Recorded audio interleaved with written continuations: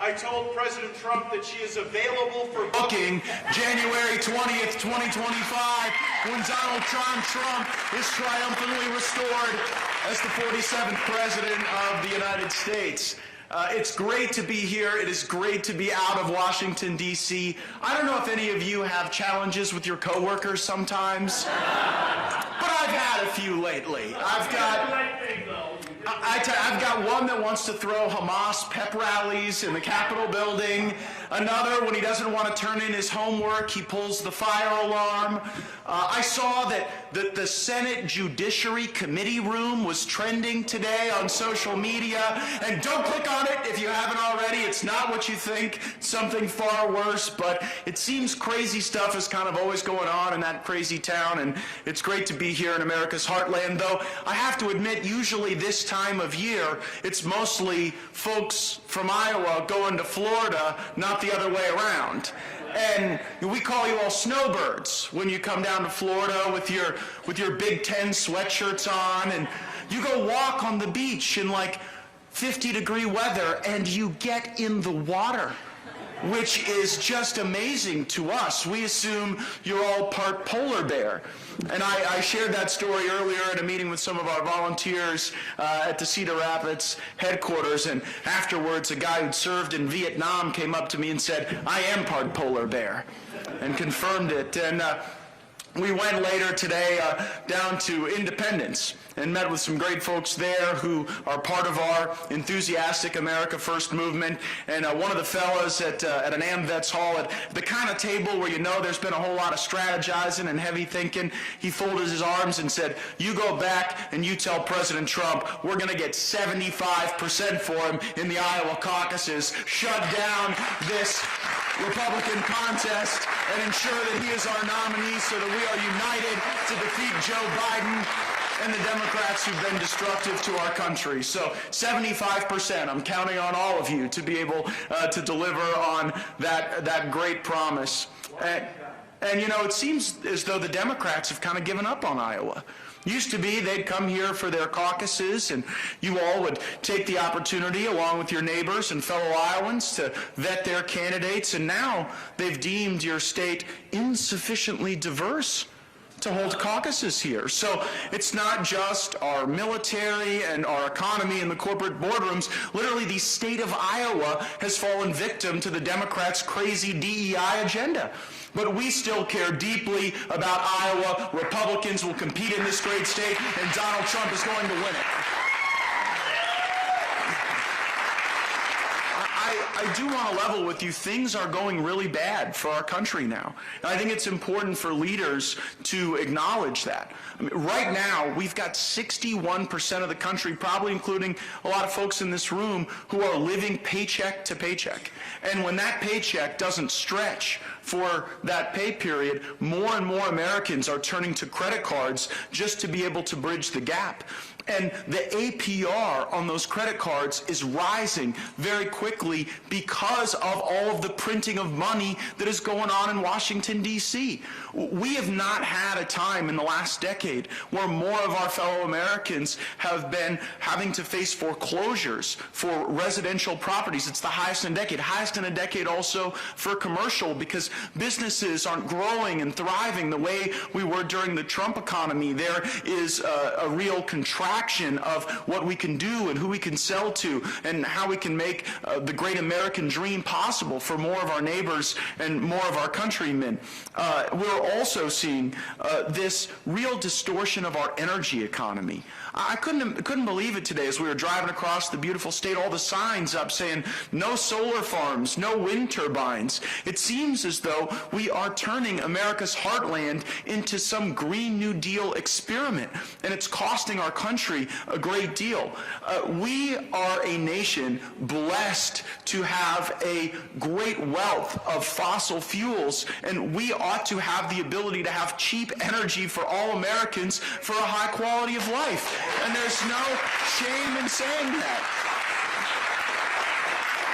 But here's what's happened. The Biden administration has really distorted that economy with $2 trillion in tax credits that you end up paying for, so a bunch of hedge funds and a bunch of Silicon Valley businesses can do these experiments and really impact the way we buy energy, the way we fuel production, the way we achieve an efficient supply chain, all the things that make an economy work. So while they're devaluing our dollar, making it worth less and less, the things that they're using all these programs for, they end up hurting us, hurting our environment, hurting our farmland and our heartland more than they could ever be helping.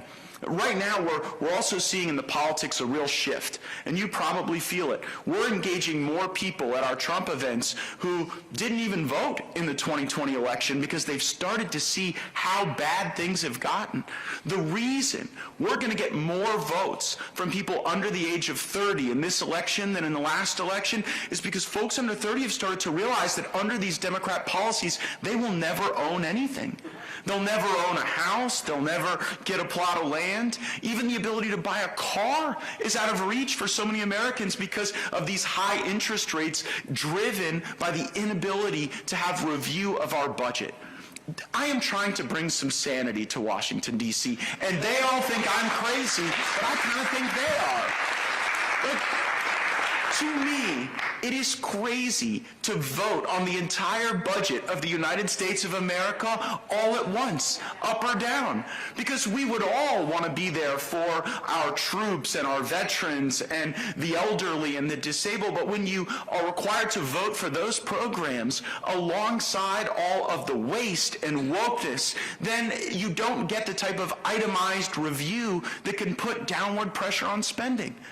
And it is my regret to inform you that for decades, both political parties have contributed to this corrupt system, and they have perpetuated it, and they have benefited from it because a lot of Washington politicians don't want there to be anyone responsible for the spending and the devaluation of your money. They want this complex system where they can vote yes and then come home and say, well, I just had to do it.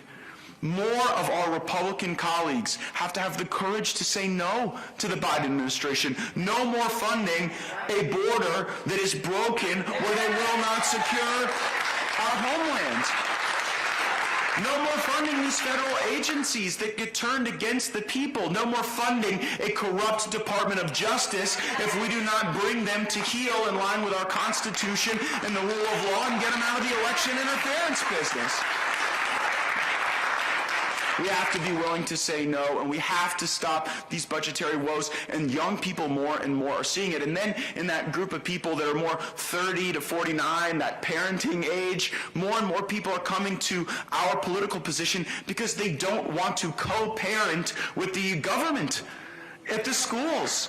I am seeing folks in these blue states that are starting to really align with our vision because they don't want to live in a world where your pansexual third grade teacher is telling your child to reorient their gender. Like, I can't even believe I have to say that in polite company.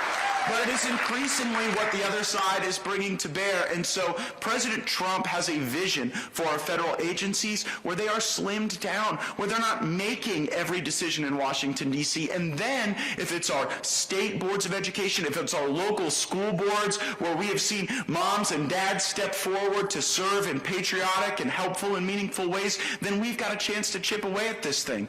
You know, there is one building in Washington, D.C. that is shared by the Federal Department of Education and CNN. So nothing good comes out of that building.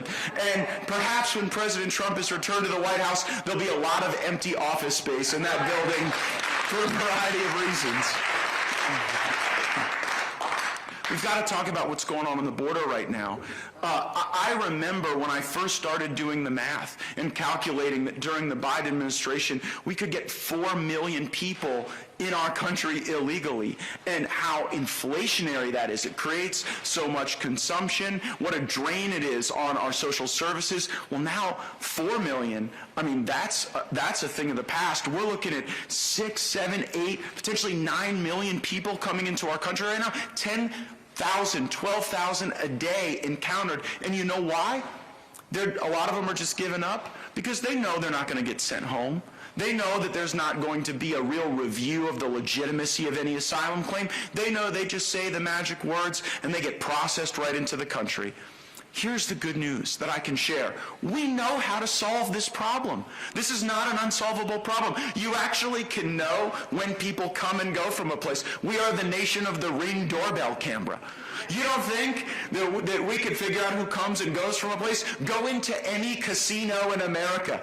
We definitely have the technology to figure this out. It's about the willpower.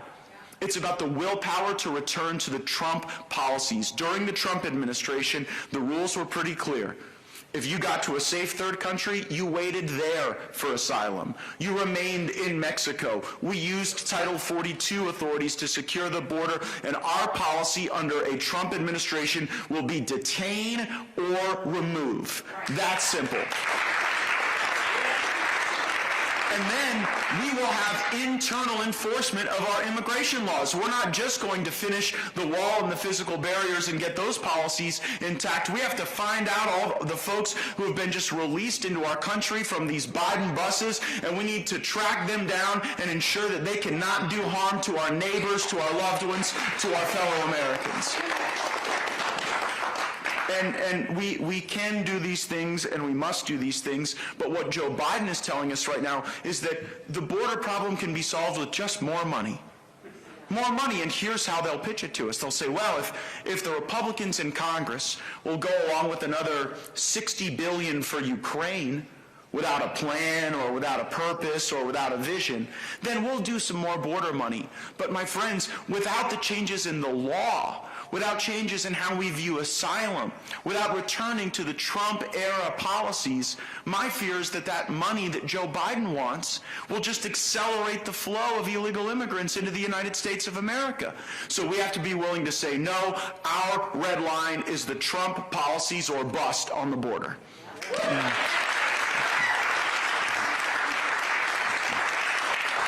These agencies in Washington have really turned against our countrymen in ways that erode our confidence in these institutions. And I want to always believe that folks in federal service are there to do good, but increasingly I've learned that the way that an agency will gain power is by helping their friends and hurting their enemies.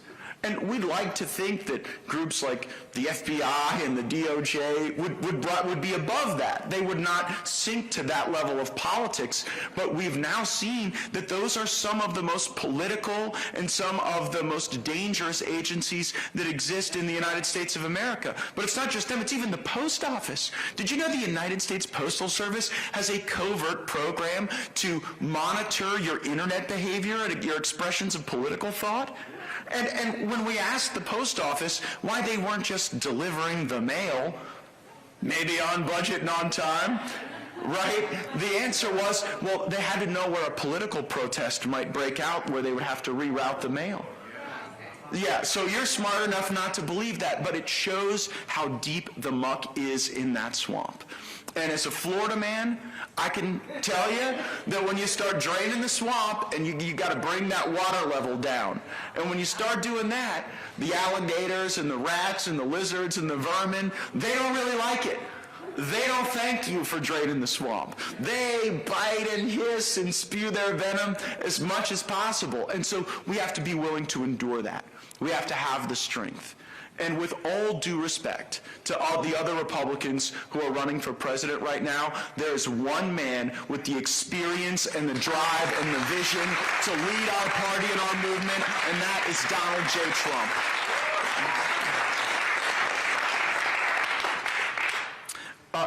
How did it get this way?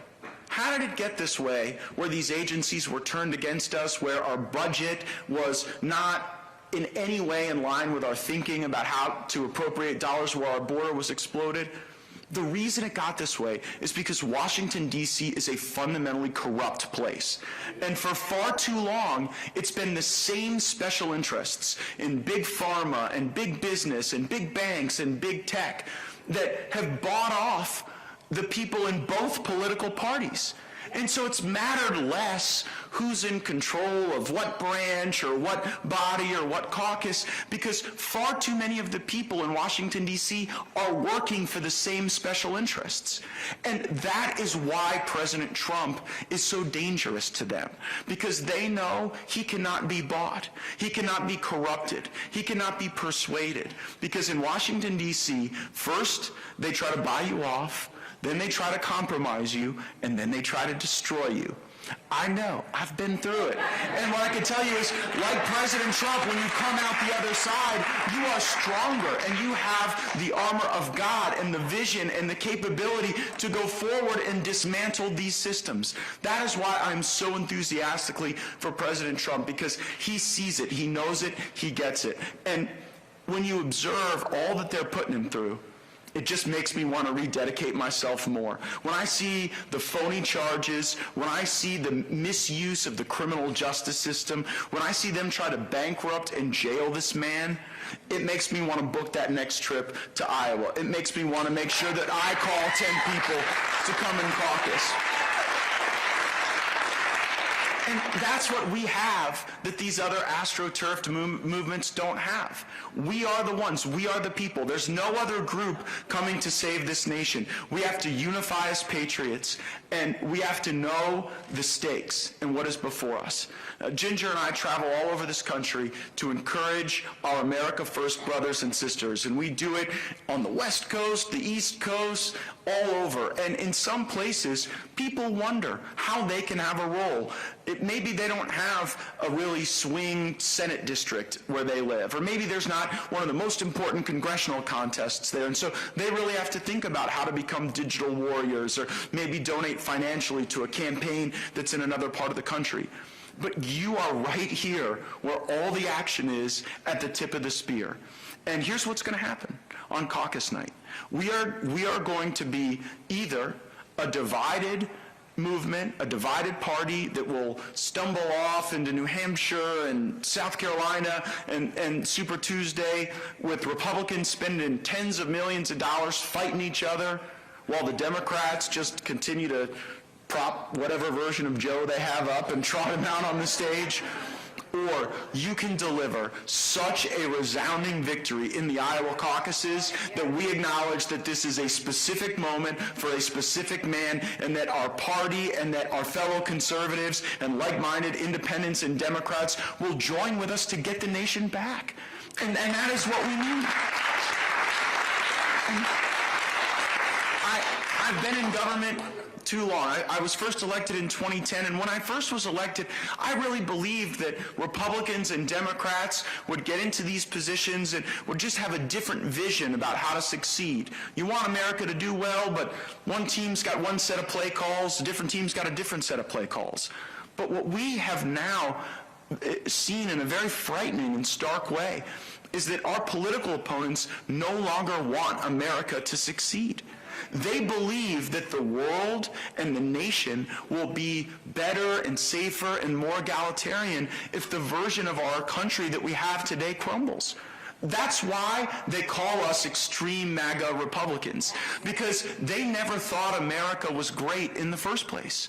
They were not that committed. And so we know that there is a joyous history that we are built on. People who understood that we could be inclusive and inviting, and that we could be the envy of the world, not by being the world's police force and being the world's piggy bank, but by being the best version of ourselves. In a lot of ways, the Trump victory in 2016 was preceded by Brexit. We saw this movement in Europe where a sense of nationalism and populism arose. And I'm starting to see some signs of that now. Whether it is Giorgia Meloni in Italy, or whether it is in South America, or in Argentina and El Salvador, people have decided that they don't want to live under these leftist regimes anymore. That it makes everyone poorer, it makes prospect for the future worse, and I really think that people in this country are starting to wake up to that. You know, we have a president right now who has invited all of this misbehavior around the world because he is so weak and so feeble and so disorganized and everywhere. President Trump He was a little more unpredictable, and he used a sharp tongue, but he kept these dictators around the world on their best behavior. And that's what a strong leader can do. And that doesn't make him a dictator. That doesn't make us extremists. That just means that we love our nation as we should, and we are willing to fight and do whatever is necessary to protect and defend her. So what I need from all of you at the tip of the spear, at the front line of this fight, with the first most dispositive voice in this upcoming caucus contest, go out there, recruit 10 captains that can recruit 10 other people to commit to show up in caucus. My only worry is low turnout. I don't want our folks, I don't want our fellow patriots thinking, well, a caucus is a little different than an election. I don't know how that really works. I don't know what I have to do. Do I have to give a speech? Remember, the other side right now, they're so nasty, and they're so vile, and they're so off-putting and odious with everything that they're trying to do to cancel us online, to hunt us in real life. And so in these days leading up to the caucus, you are our brand ambassadors. You are carrying the Trump brand as you go out and recruit these captains and get these caucus goers. And so be inviting. While things are challenging and we have to turn them around, this is the team that's going to do it.